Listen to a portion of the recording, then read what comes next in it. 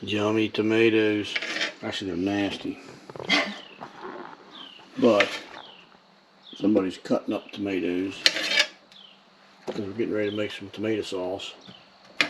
So she's just cutting the ends and the bad spots off of them, dicing them up, throwing them in a bowl, and then we'll throw them in the cooker. But what I'm going to do is I'm going to go start pressing some. I'm going to start pressing the cherry tomatoes through our food mill. This little gizmo here. So I'll set you up. You know what I got? Just cherry tomatoes. These are the ones we picked. We just run them through this. And they don't have to have the stems off of them or nothing else. They just mash. And you just crank the handle. The juice comes out here and the crap goes out there. Actually works really nice.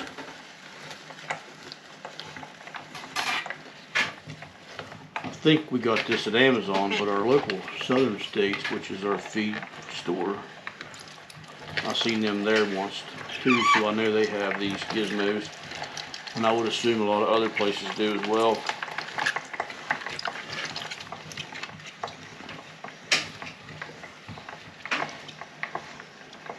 And we'll run these through twice actually. And it's got a little plunger here.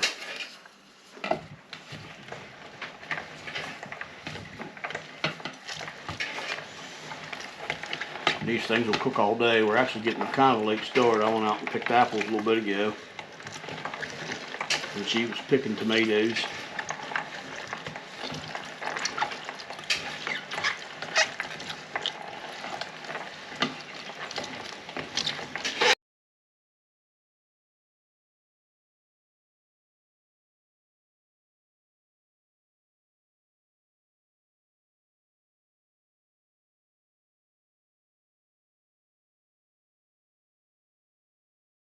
So then I'll clean this out and I'll actually run this pulp through one more time. Then all this pulp will actually go into the chickens' feed for tomorrow morning. They will love that. Yes, they will love it for sure. They usually do.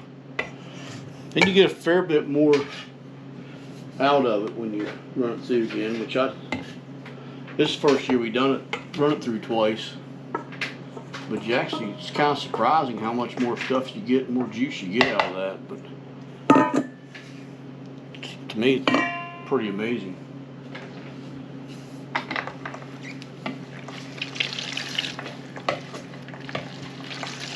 And the juice that comes out of the second time is thicker.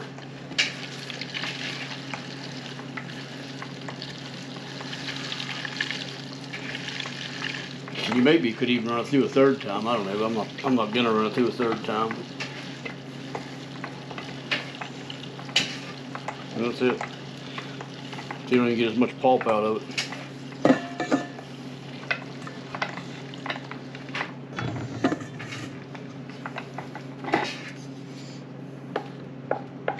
So I got a bunch more cherry tomatoes that she picked this morning. And right now she's still cutting up the Romas.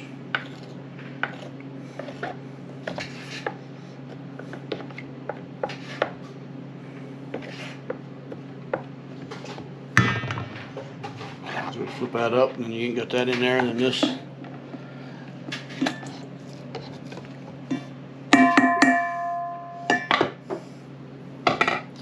And this I'll dump in here.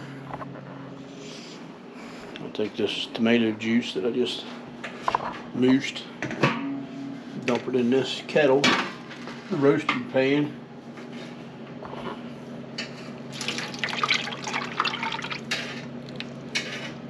It's a fair bit of juice. The pan's not on yet, but I'm gonna go. I'm gonna turn it on. Right now I'm just gonna turn it on pretty low. Put it on about right at 200. Let it cool, let it warm up a little slow. Then I'm gonna grab the tomatoes she has done up, and these, we don't run these through the food mill. These tomatoes, the Romas, we just dump right in.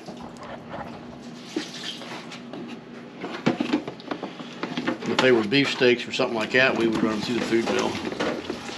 But these, the skins on these will cook down, and the seeds aren't that big of a deal in those tomatoes. They'll cook down, and we'll just take a immersion blender and smoosh them up. So right now I have the heat for the roaster pan set at about 275. It's on defrost. That's right at 275. I just took the lid off. I like to let the lid on for a while till everything gets good and hot. So right now basically what we're going to do is wait till these soften up. So they'll cook for probably another hour-ish. Then every once in a while we'll stir them. Some of these tomatoes weren't quite right, but they're all fine. It ain't going to matter at all. They're starting to soften up some. Once they soften up, then I'll take the immersion blender to it. Like I said earlier, though, we got a late start, so we may not get these canned up today. But we got I think 2 half gallons and a quart in the fridge that we did last week. We never canned up, so whenever these are ready, we'll dump those in. Just can them all at once. They weren't quite cooked down enough to can either. So right now, these are soft enough, I think anyways, that I can take the immersion blender. And this blender's, I don't really like it because it's got, instead of being opened, it's got holes in it, but it is what it is.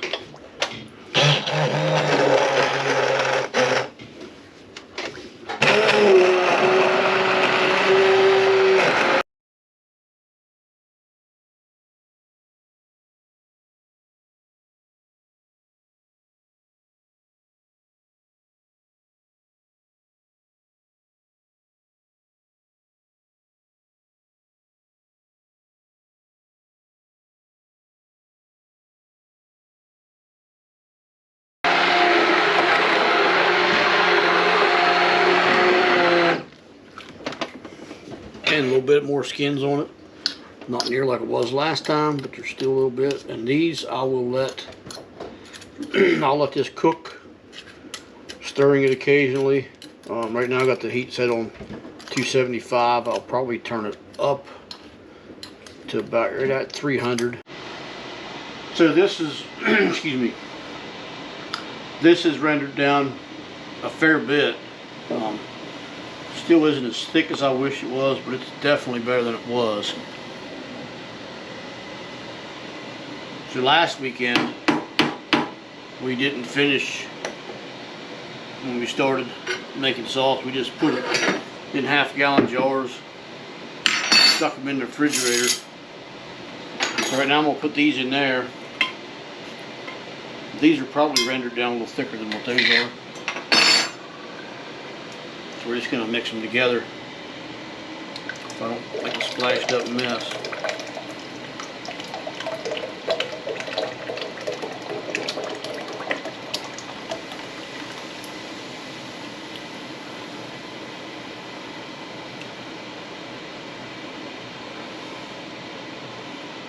One jar down? One jar down. I like these half-gallon jars. I use them a good bit, actually. Not the canned stuff in, but the store stuff in. They work really good for your dry goods. And vacuum seal them is what we normally do. And we had extra brine from our cowboy candy That we put in.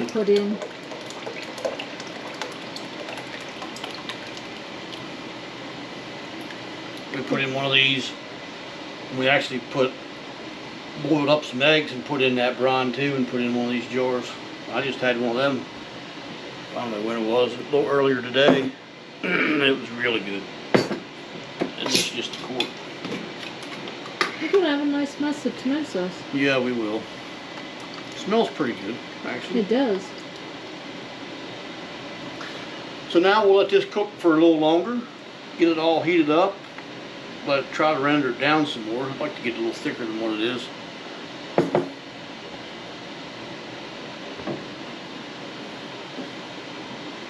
Get it mixed together fairly well.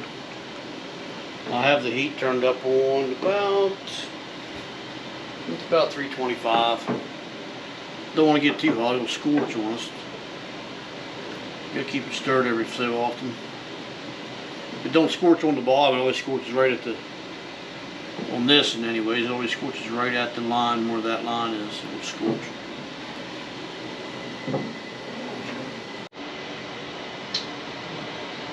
So we're getting ready to put this in jars and can it, and these can in a water bath for 45 minutes. Is that correct? I think. I have to look. Cooking lady. It rendered down a fair bit. Be nice if it was a little thicker, but there's a lot of water out of it. But I need my ladle. Actually, I don't got a ladle.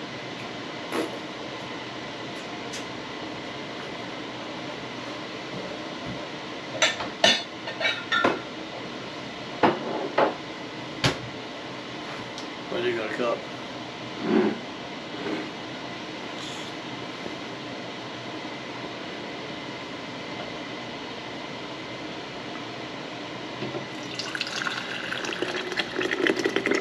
And this you'll fill up to an inch head space, which is right about that rim.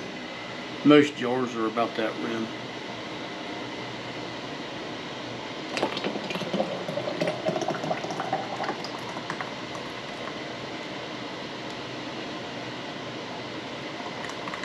Actually, we need to put some acid in them.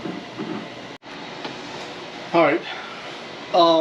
After a brain fog or a brain fart, whichever you want to call it, I remembered out of dumb luck that you got to add citric acid or lemon juice, and we use citric acid. For a quart, you got to add a half a teaspoon, right? Half a teaspoon. Yep. Which is to that line on there, which I can't see it. So then I'll finish filling this up, and then I'll put my eyeballs on so I can see that mark.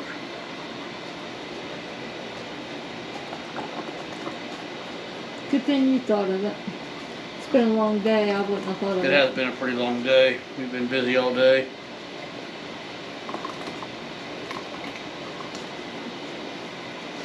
So that's to there. Let me find my eyeballs. There they are.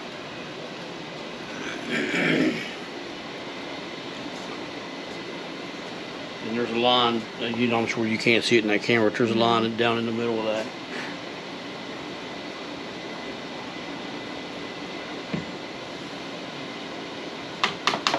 And these will water bath can for 45 minutes. So, last one for this jar anyways.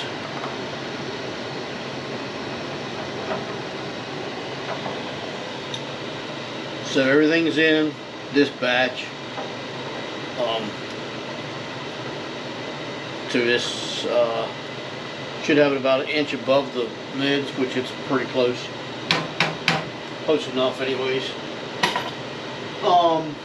So it takes 40 minutes in here, but it's got to come to a boil first. So I'll put the lid on, turn the heat all the way to high. And when we start hearing it boil, then we'll set the timer for 40 minutes. And then when it's 40 minutes is up, we'll take them out, and then we'll start another batch. But yeah, the 40 minutes don't start right now. It's got to come to a boil first, then the 40 minutes start. Okie dokie. Today is the next day. We got 17 quarts. Well, all with that one, that there ain't quite fill up. Almost. Almost, close enough. We're gonna call it 17 quarts of tomato sauce. It actually looks pretty good.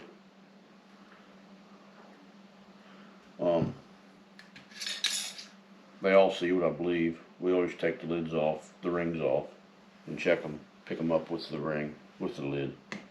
And these we don't store them. We don't store them in our pantry with the rings on. Because if the ring's on,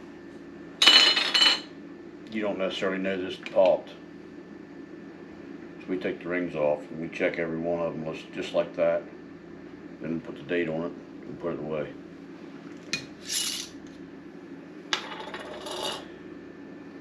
It's not as thick as I'd like it to be. I wish it was a little thicker, but it still looks good. There's still some pretty good looking now. It smelled really good. Tomatoes. Oh, it did smell real good. So we'll go through and check all these and put these away. So that's how we store our tomato sauce. And we made sauce. Normally we would actually make stuff with this before we wouldn't. Last year we made some tomato sauce, not a whole lot. We made spaghetti sauce and pizza sauce and sloppy Joe mix and all that last year. And we made a little bit of tomato sauce, but not a lot. This year we only made this tomato sauce because then we can just, whatever we want for supper, we can just open the jar of this up and put in whatever spices and herbs we want to make the sauce that we're going to use. So that's why we did just tomato sauce, but I'll leave links below to other videos of us making sauce out of tomato sauce, other stuff. So till we meet again, take care and God bless.